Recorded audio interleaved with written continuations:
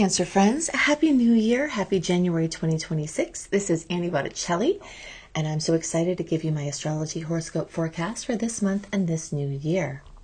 I'm calling the theme of this month Supermoon in your sign lights up the new year, but there are so many more things to go into besides just that magical start to the new year and the new month, and we will get into all of it so that you can be best equipped to use all the energetic potentials in the best possible ways. This is for you if Cancer is your sun sign, your moon sign, your rising sign, or any other Cancer placement you're listening for. What I'm going to talk about here is part of your astrological picture.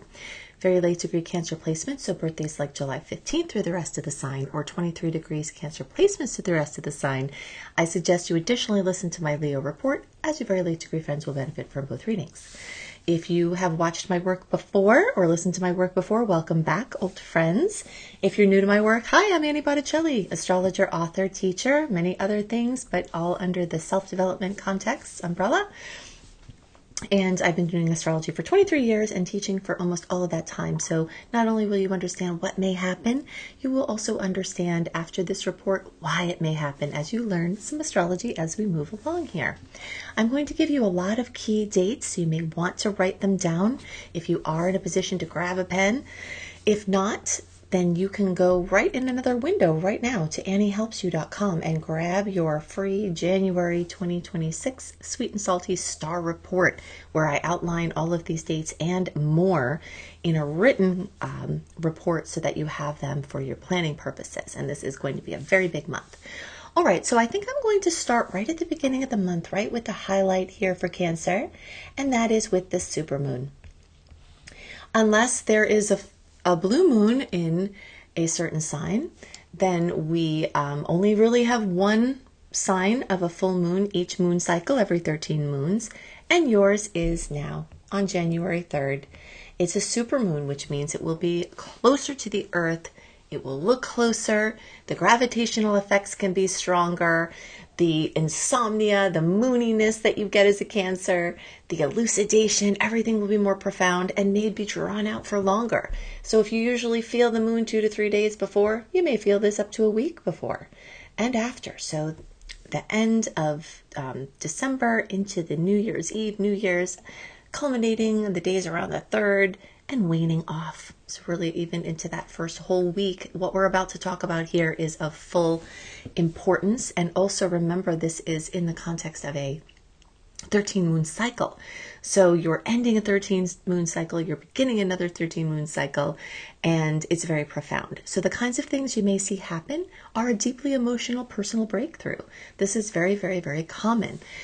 We also have to add to the fact that you do have Jupiter moving through your sign, which can expand and amplify everything else that goes on there.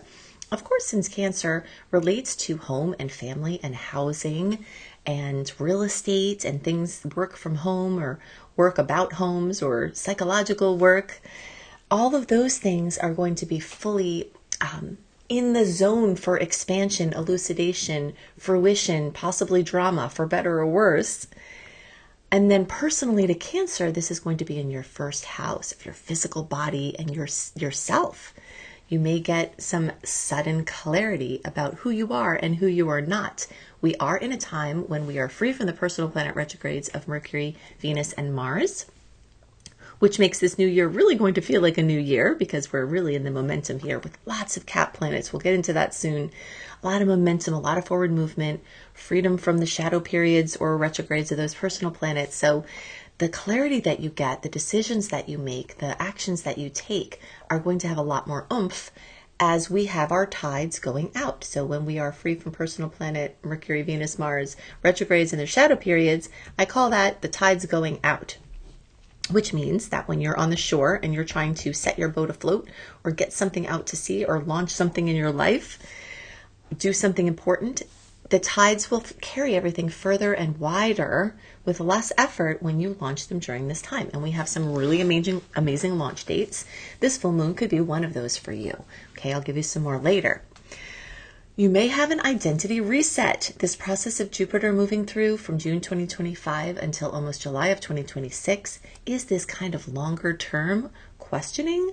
Who are you? What do you want to do? What are you supposed to be doing? To what degree are you doing it? And now here in this first week of the month and the first week of the year, we have a New Year's next level to this identity reset. You may find yourself spontaneously releasing past relational patterns, and relationships are a huge highlight this month, as all these Capricorn planets that we're going to talk about soon are going to flood your 7th house of relationships, and they're going to move as the month goes on into Aquarius, into your 8th house of relationships. So the 7th and 8th house, very relational. And of course, the Capricorn energy is in a polarity with your Cancer energy. So there is this me versus we topic of trying to become more yourself while trying to still show up in your relationships and assessing your relationships and assessing your relationship with yourself. So all of that is going on. This full moon may bring you into the limelight. Sometimes a full moon in the first house can just make you more visible, so if you're trying to do something, trying to launch something, trying to have a big reveal or make a big statement, this would be a very good time to do that. We want to just make sure that you don't overdo things. And as you will hear me say this over the course of this reading, the first half of the month holds most of our salty aspects. And a lot of the salty aspects actually have to do with these Capricorn placements opposing Jupiter, and some of them actually opposing the full moon at the full moon time. So those oppositions really pull you in two different directions. And when Jupiter is involved, there is this chance for overdoing, overcommitting, overstating, and that's something that definitely has to be watched. Something really great to do now to focus the energy, to use the energy, to align with the natural rhythms of the universe, are to prioritize your emotional needs. So you're getting into better touch with that every time. Sometimes it's difficult to stay in touch with it because Cancers are so sensitive to other people, and it's hard to stay sturdy around other people's moods. So you're going through your next level of figuring out and prioritizing your emotional needs and building, Capricorn, structures around those emotional needs while you are still showing up for other people and considering their needs as well. Old self-images, out the door.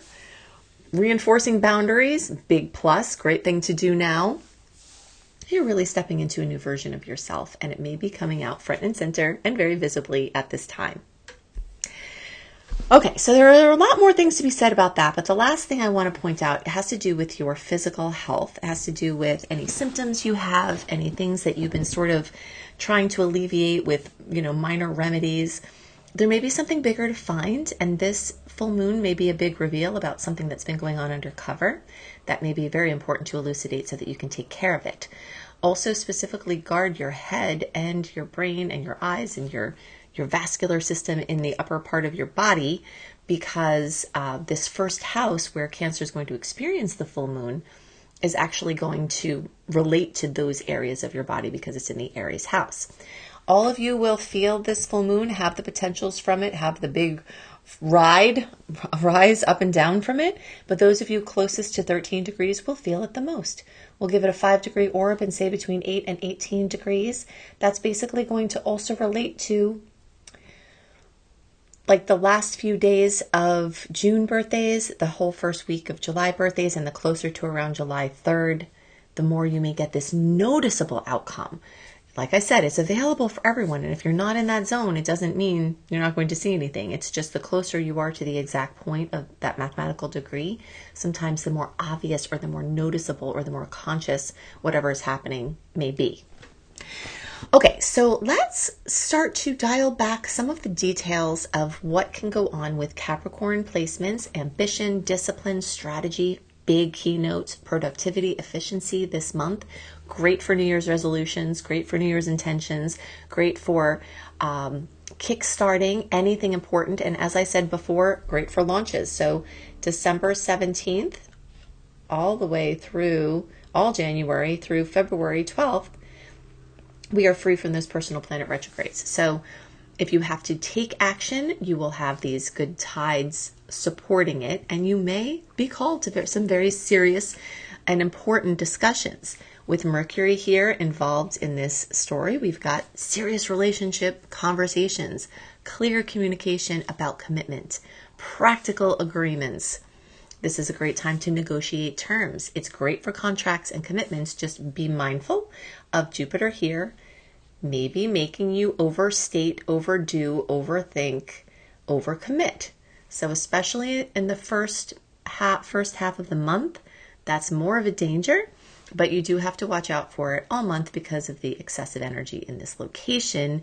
You may be feeling stronger and froggier to jump than you may be capable of doing for the long term. So you just want to make that discernment and that assessment now. When there's earth energy for water signs, this helps you guide your emotional forces. You have a massive amount, a crazy reservoir of emotional power. And the earth energies, being complementary to your element, help you to guide and take shape, make those take shape, move them along some sort of productive pathway. So being direct, having those direct conversations, structuring partnership dynamics consciously, strategizing with other people, saying the unsaid, defining your relational non-negotiables. And this is a very big topic. When I said it could be a very serious discussion, Saturn rules Capricorn, and this energy can be very stern. So you may have to get a little bit sterner. Many Cancer people are people pleasers. They do not want to hurt anybody's feelings, but sometimes they can lose themselves in the trying to help other people and not really give their own voice a chance. And this also may cause you to build stuff up and then snap because you were trying too hard and doing too much, and then you got mad and resentful at some point. So finding balance within that type of expression and that dynamic is going to be very favorable at this time. All this Cap energy is great for reinforcing stable relationships, for building new relationships. Venus here may bring more love into your relationship space. If you're dating, this can help. This can bring someone new in. If you're in a relationship and it's developing, this can help it develop more. The sun here can elucidate issues and wonderful things, and can also show you the things that still need work. There could be a maturation of love. There could be a practicality of the of the connections. And it can lead to a lot of discernment and high quality relationship choices. If you're looking for a long-term relationship or something more solid, this is amazing for that. And having Venus and all of these other placements, Juno, which also rules partnerships, can be very helpful to building something of substance. The sun brings a spotlight, so you will be spotlighting how you are in relationship. You may be able to rebuild these partnership structures with all of this energy, and Mars there is going to give you motivation to assert your needs and to get really collaborative. And you can also use conflict constructively. So that's all exciting. You can resolve and finish business, and all of this is what wants to happen because it is front and center. You're not getting away from this energy. It's just all over the place in your chart. Okay, so this tension between me and we is going to be flaring. The avoidance of overgiving or overaccommodating is going to be critical. You're going to be stepping into your power, hopefully without going to the other extreme and overpowering. Sometimes when you set a boundary, if it's taken you a while to do it, it can come out more forcefully than intended, but you can probably use the Capricorn energy to clean that up if it does. Now, let's add another layer to this. As these Capricorn planets move along and get to later degrees, they're going to make what's called a sextile, which is a 60-degree angle of opportunity, as I like to call it, with Saturn, Pisces, and Neptune. And this is all going to take place in the 9th house for Cancer. Some of these planets are even actually going to, and the full moon will actually even trine this transiting North Node, which is your area of highest expression this lifetime. So some important keys, not just to patterns in your life, but also to purpose in your life, can be coming up very strongly from these beautiful aspects, and many opportunities can come in from your relationship space for the bigger picture. The 9th house is ruled by Jupiter, which is doing its expansion thing in your sector. And the kinds of things that you may see happen from this combination of the 7th and 9th house beautiful angle of opportunity could be spiritual or philosophical harmony in relationships. You may find some people speaking your language and being able to really have nice discussions on shared beliefs that deepen bonds. You may find an area of resonance within relationships that you didn't know before, or you may go back to discussing or really focusing on the places where you're united rather than when you're divided. And that's a very strong theme this month.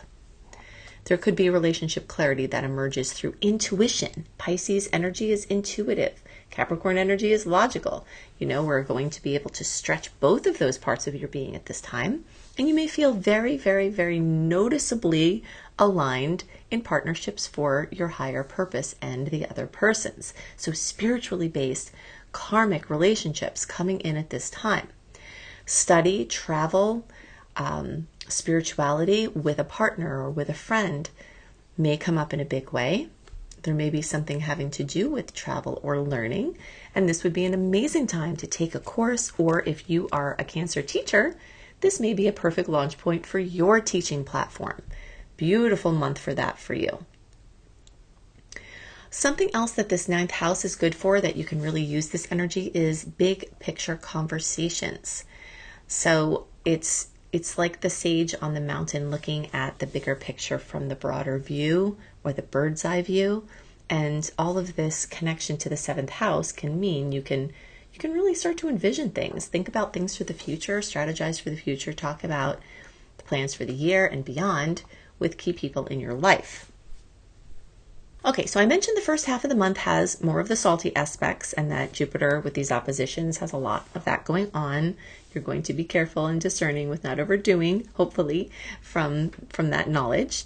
The second half of the month is the majority of our sweet aspects, and we've got a big concentration of them, the ones I was talking about with these cat placements making this nice aspect to Saturn and Neptune between January 17th and 22nd. I'm going to give it a few days in either direction because we really start to feel these energies before they are official and after they have happened.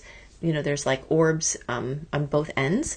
So around the 14th or so through the 25th, you've got a sweet flow of all of this magic, bringing intuition into form, bringing feelings into direct manifestation of things, thoughts becoming things, feelings becoming things, and this is all in a nice angle.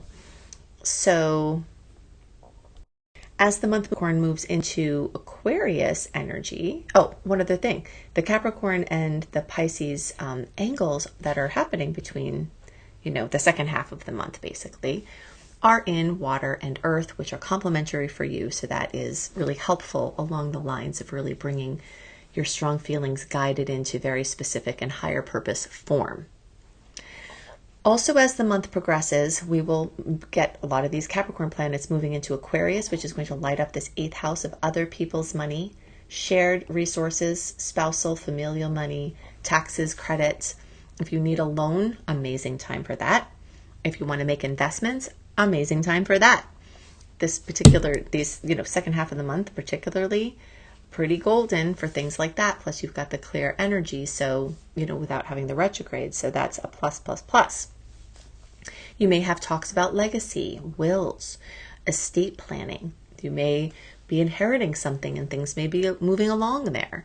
You may have something to do with deep spiritual riches or relationship riches that come out from the psychological or the spiritual perspective. Important conversations. The Capricorn brings those serious conversations about commitment, discipline, and shared goals.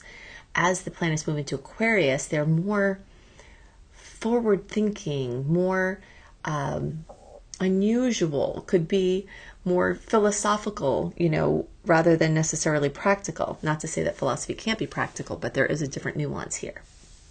The other thing that develops as the month goes on is that we get more into eclipse season. And this is a very important thing to note because even though the 2 eclipses we have this season are February 17th and March 3rd, we will start feeling that eclipse news, the tension, the gathering of energy in our fields, which may start expressing through broken glass, as I've mentioned before, in which case I see that as very protective as long as the glass doesn't hurt you or anybody, because as the gravitational fields of the Earth and the Sun and the Moon start to move into this configuration, things start getting aligned, and the way that time and space bends around individual heavenly bodies start to merge into an expanded field of time bending and space warping.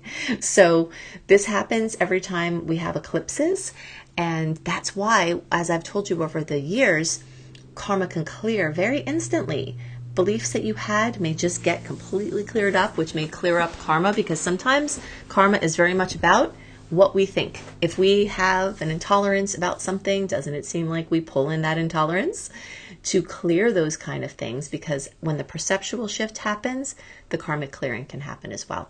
And this is building now. So we're talking about this in January, even though they're officially in February and March, because there is a season to the eclipses that expand before and after the actual eclipses. And if you only talk about them in the months they're happening, then you're missing the boat, because you will start to feel anxious. You'll start to feel like things are coming and you don't know what they are. Like you have your finger stuck in a socket. And when you start to feel that, now you'll know why. Time and space are going to start bending, but you can use that for active, creative manifesting and healing. So it's very exciting. Something else very interesting about this eclipse cycle this time is that we actually have two polarities. We've been working with a Pisces Virgo eclipse polarity from the end of 2024 until 2027. So we're very much entrenched there. And that has been happening for Cancer in the 3rd and 9th houses. We've been talking about the 9th house a bit. So since 2024, every 6 months or so, you're having this opportunity to have a shift in worldview or beliefs, a spiritual expansion, a communication upgrade. If you need to buy a computer, a device, a car, this month could be your best month, one of the best months of the whole year for you to get upgrades to how you are mobile and how you are communicative. All right. You may notice that changes in your education path or travel plans or immigration or moving to a different country or having an experience in a different country. You may find yourself following things intuitively. Having Pisces up here in your travel and learning and publishing sector, you may start channeling information. And this is a really great chance to release those outdated beliefs and let your spiritual awareness grow. And this may happen whether you're wanting it to or not. So that is going to continue brewing now in January, again, as it has been for these past years that we've been going through this.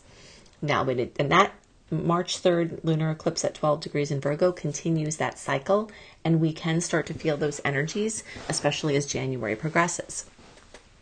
Now, on February 17th, we have the new eclipse cycle of Aquarius and Leo.